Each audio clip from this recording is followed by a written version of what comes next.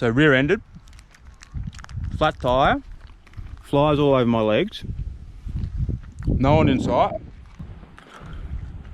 Not what I'm going to do.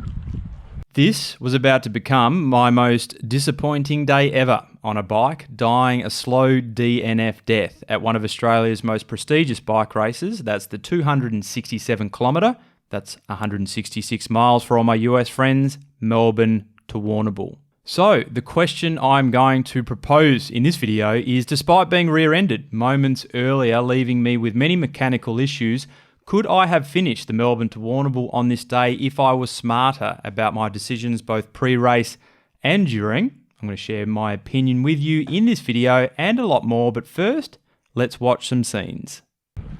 Cows over there. Awesome. I was starting to get really upset at myself that I'd come all the way from the Sunshine Coast and I was going to have to not finish. No, you've got a chance to finish if you do you want that in your back pocket? Sure. Thank you.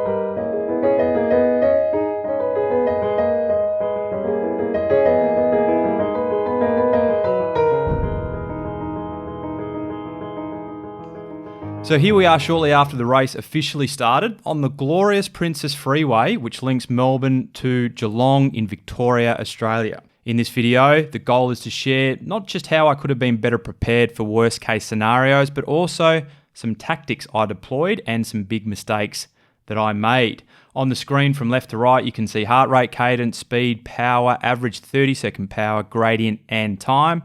Just note my heart rate connection drops out surely into the race, and the gradient isn't overly accurate throughout, so we will go to Strava at times, and also a new software that I am using called Today's Plan. We'll also jump forward, pause, and slow down the footage as per normal so we can make the most of our time together here today. Before we get into the details though, I'd just like to point out that I will be congratulating and thanking many people who supported my journey pre, during, and post-race at the end of this video. And quickly, for anyone out there interested, I have just reopened an online course that I have for road cyclists looking to take their performance to the next level. It's called Up Level Road Cycling Course. 10 new students will be welcomed in February. Well done to one student as well. I just wanted to shout out Truman, whose FTP has gone from 218 watts to 300 watts in 14 weeks. I think he's headed for A grade, that man. Links to the course are provided below. So while you've been watching here, you might be noticing it's a good old-fashioned miserable Melbourne weather day, which adds to the romance of completing the Melbourne to Warrnambool that is known for its harsh weather conditions. And you may have also noticed that I've been constantly trying to move up, staying closer to the front, a tactic that is always worth employing in these large bike races where crashes are common, especially in the first part of the race where you have 190 starters today, but it is most definitely easier said than done. Speaking of crashes, there were a ton during this race. I'm sure a big contributor to the 57 all-up DNFing out of the 190 starters, so that's about 30% of the bike race. So I certainly wasn't alone, and I share disappointment with many others out there. In fact, today's Melbourne to Warrnambool left the SRAM support vehicles on their toes all day. I spoke with the GM of SRAM earlier today, and he said they had 30 sets of wheels leading into the race, and the big challenge today was not only the conditions, but also carrying wheels with all the different requirements or variations, so rim, disc, 11 speed, 12 speed, different rotor sizes, etc. So this left a lot of people later in the race, myself included, without access to replacement wheels because SRAM simply didn't have them. Now, the Melbourne to Warrnambool is full of Australia's best bike riders. We have National Road Series riders, Continental riders, ex-professionals. So that's why staying near the front is challenging, and any tough conditions like hills, crosswinds, etc. that you're about to see, things essentially aren't going to be easy. In fact, this Melbourne to Warrnambool will be known for those who finished it to be a super tough day out.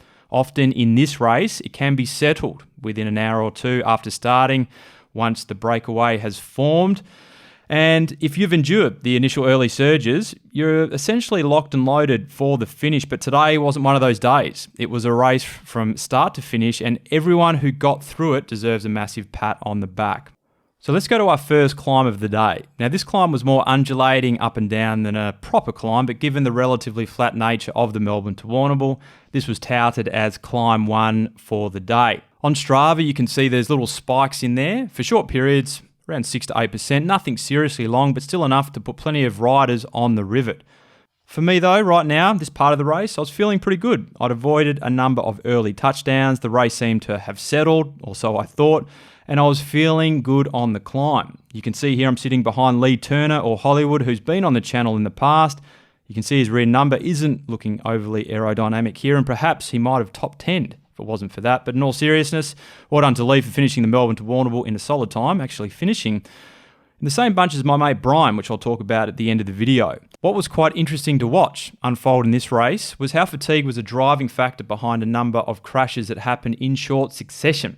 Yes, rain influenced the crashes and also the extreme contrast of bunch riding skills from the C-grade amateur to the semi-professional continental rider. However, the onset of fatigue was clearly a big contributor, as what you'll see in this section, a rider goes over, but what you don't see is this one incident was the smallest of 3 crashes that occurred shortly after the hill climb, where many were on the limit. Certainly another good reason to try and ride near the front as much as you can, or at least be aware of the fatigue in the bunch and potentially poor decision making shortly after a solid section on the pedals. So fast forwarding to possibly my only moment of glory in the Melbourne to Warrnambool, I was always wanting to have a couple of goes in the breakaway if I could get there, because you just never know. Here I was near the front, saw a rider go up the road, so I thought, why not? I'm definitely not going to be a targeted rider, and if by chance I ended up in a breakaway, even if I got popped, which would most likely happen if I did end up in a break, how good would it be to experience time in a breakaway in Australia's biggest one-day bike race? But as you will see, it was short-lived. The bunch was onto the move, no doubt wary of the 2 riders that came across. I know Carter Turnbull from the Informed TM Insight Make team has been in serious form in recent times, and no doubt would have been a marked rider. So in this section, I made a big mistake. I'm confident a team was radioed to pull the trigger along this section of road or something along those lines, but essentially we turned right into a section of road that was experiencing solid crosswinds. So the winds were blowing from left of the screen to the right, and this is what you call putting it in the gutter.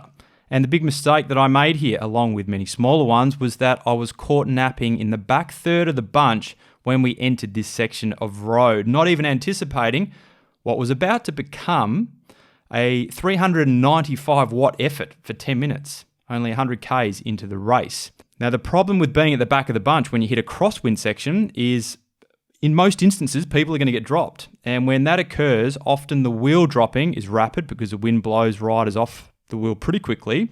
Then if you're trying to move up, you're riding out into the wind momentarily to pass a rider, and then you're chasing the next wheel. The other factor to consider here is holding the wheel requires a lot of concentration. If you drop the wheel ever so slightly, the wind can push you back fast, and then getting back onto the wheel can be tough.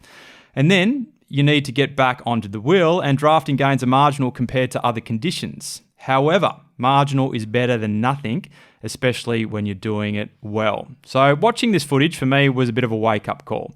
I am not impressed with the way I've ridden this section, not only napping at the back, but dropping the wheel way too many times. I also could have done a better job at riding even closer to the gutter to minimize wind. Although it is always easier said than done when I'm sitting here watching it with a heart rate of about 60 beats versus what probably would have been about 175 to 180 beats, but definitely some takeaways for me watching this section. However, as I said earlier, the overarching mistake was too far back in the bunch. Shortly afterwards though, we are back rolling in the bunch and the race had settled again and the GoPro was turned off. Here, I've turned it on again, but the bunch is no longer there. It was shortly after turning the GoPro off about 2 to 3 kilometres down the highway, where I was confronted with a pile-up. I literally just managed to stop before going over, which turned out to be a bad move for the bike because all the force from the rider coming behind me went directly into the rear end of the BMC. While the gears weren't working, constantly jumping, obviously was aware of that, I wasn't fully aware of the damage on the BMC until I pulled over down the road. But at this point, I was just hopeful of finding my way back to the main bunch and then sorting it all out once I was there. While the main bunch did sit up on the highway, as you saw, I don't think it was for very long because my 45 seconds of not riding, given the pile up and also my chain came off, was essentially end of days. Now, the Informed Team car did come up, and while you're not officially allowed to sit on, I felt given the circumstances, being rear-ended, getting back on the bunch using the car would be fair and reasonable. However, with jumping gears, literally with only one or maybe even two that seemed to stick, it was super difficult to even get up to the car. As you can see, I was struggling, and it was shortly afterwards anyway where the man in the red ute moved us on.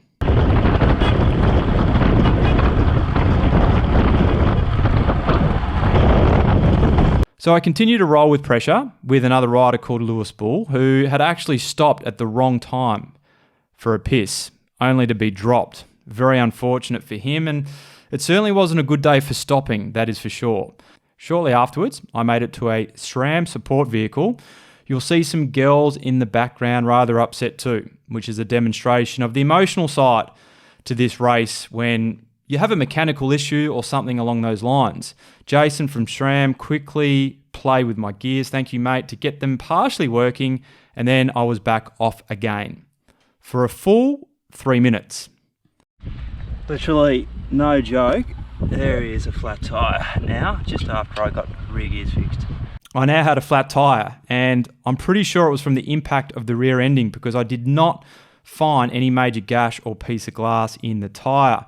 Shortly afterwards, the SRAM support vehicle drove past again. No wheels, no tubes, no nothing. You can wait for the sad wagon, Jason suggested. So that is what I did. For 30 minutes, I sat on the side of the road there with flies all over me. In doing so, I assessed the full damage of the bike, which included, and confirmed by the Informed Team Insight mechanic later that day, a bent hanger, twisted derailleur, a snapped seat rail that was causing the seat to actually sit on an angle, a buckled Enve wheel, and now, of course, a flat tyre. Now, the sad wagon, when it finally arrived, they actually had a spare wheel and were allowing me to ride on. They did indicate that I was well and truly at the back of the race now and possibly kindly letting me continue for a bit, knowing all too well that they would be pulling me over shortly afterwards, taking me out of the race. Me, on the other hand, I was thinking, how good's this? I've now got my own support vehicle. If something goes wrong with the BMC or if I need hydration or food, I've got somebody there. So it was roughly 45 minutes after getting pulled over and riding as the last man in the race. The sad wagon came up to me on the road and indicated that they would need to take my transponder. I was simply too far behind the main race, which ultimately means a DNF. Now, the honourable thing to do would be to finish the race irrespective. However, with jumping gears, a busted seat, no repair kit, no mobile phone or on-road support, it was a pretty easy decision for me to finish the race then and there, as disappointing as it was. So the question remains, if I was better prepared for worst case scenarios, could I have finished the race? I believe the answer is yes. The technical guide for the Melbourne to Warrnambool says to bring a repair kit, which I had contemplated, although I didn't want to carry much external to food and water. And those who I spoke with shared similar views. With team cars, you've got many SRAM support vehicles, you'll be fine.